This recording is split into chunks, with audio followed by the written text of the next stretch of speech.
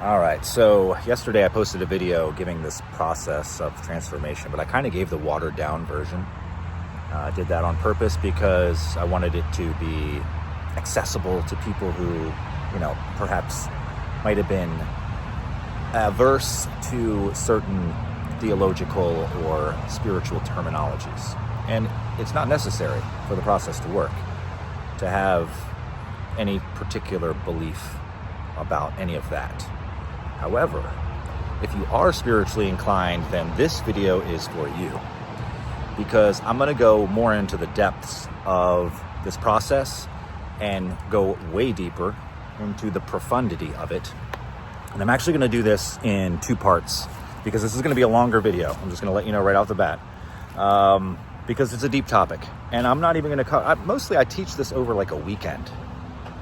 But because I reinforce it, I give lots of different analogies and practices and processes so that you can sort of utilize this and get a taste of what it has to offer.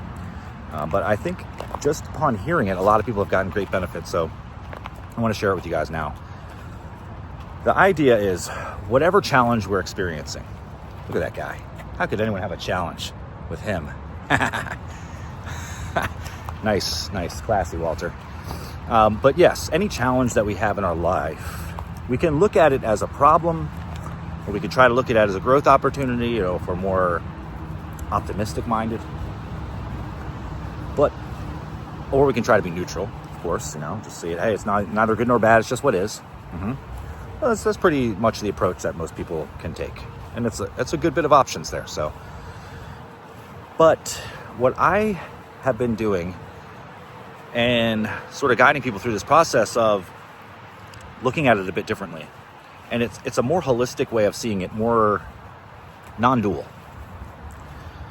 And it is based in the idea that, I'll call it an idea, but I would just say it's the fact of my experience, which is that this entire universe and all energy and everything everywhere is just one expression, one dynamic, multitudinous, fathomlessly diverse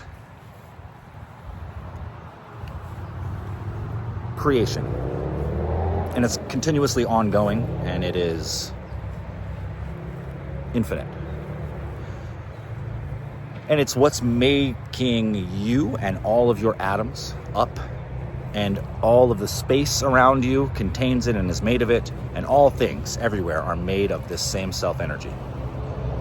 In the ancient Tantra, they call Shakti, the divine energy, the expression, the creative force, the conscious, energetic expression of divinity. And there is the witnessing, the knowing quality of God. So that's the dynamic, expressive quality, and the knowing quality, that which knows, that which observes, that which embodies and imbues itself into it and experiences it, the subjective nature of the divine we call Shiva. But it doesn't matter what you call it. That's just the names that we've given to these expressions. And it's the same thing. It's one thing, Shiva Shakti, expressing as both simultaneously. Now, if that's the case, and what we're doing here, which I think, there's many things that we could be doing here on this planet, but one of the highest things that we could be doing is awakening to the truth of this and then learning how to live it.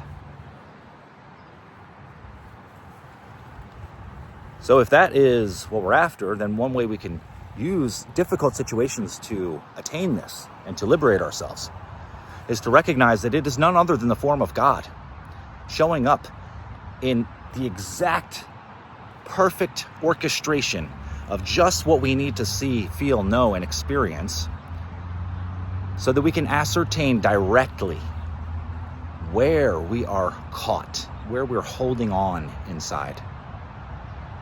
And that is what's keeping us from being free.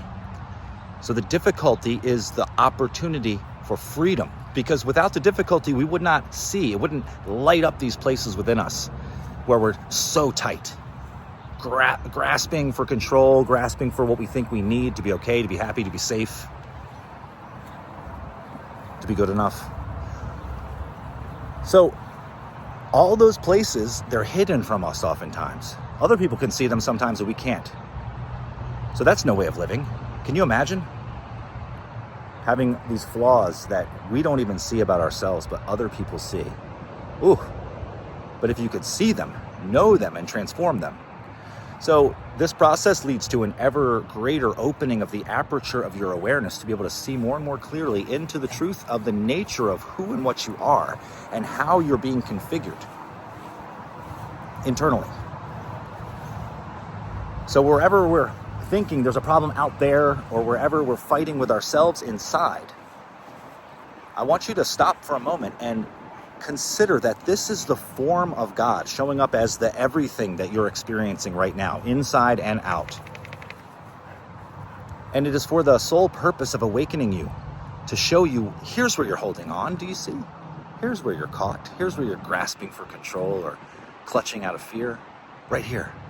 This is where you need to release. But you can't release it if you can't see it. You must see it first. See it, know it, feel it. Be with it. Don't run. Face it directly. So I like to use analogy, and I'm going to take a cut and I'll finish this probably later in the studio today. But the analogy is, if a samurai needs to commit suicide, I know this is a gruesome analogy, but I just really love it. So I think it fits. If the samurai wants to commit suicide, he wants to make sure that that blade goes directly in. He doesn't want it glancing off the side where he's just going to bleed out for hours and suffer. He wants to get the job done right. He wants that sword to splay himself open completely and finish it. So in the same way, when you encounter these places where we're holding on, these fears, these deep-seated traumas, these deep-seated places within ourselves that we don't want to look at, that we avoid, the shame, the guilt, the grief, all of it. But when we can look at it nakedly and with willingness to know it as the divine, it's not our enemy. It's the divine showing up exactly in the way that we need to see so that we can let go and be free. And so the letting go is just the falling on the sword. Just face it and do not be moved by it. Let it splay you open and see what you uncover when that happens. I use that terminology very purposefully also because it is not necessarily a pleasant process. The direct path is a difficult path. It wouldn't be easy. How could it be easy and direct? Well, easy and take hardly any time? That doesn't make any sense. No, it's got to be probably kind of a little bit hard, right? Difficult. But it's much faster. And the freedom that it uncovers immediately afterwards is worth it. And here's the amazing thing about it, is that when you get this practice down, you're not scared of anything anymore. You know you can face anything because it's just God showing you exactly what you need to let go of in order to be free. So, all right, I think I'm going to probably post this in 2 parts. I'm going to make this a 2-part video. That way it's not too crazy long. So I'll upload this. Much love, guys.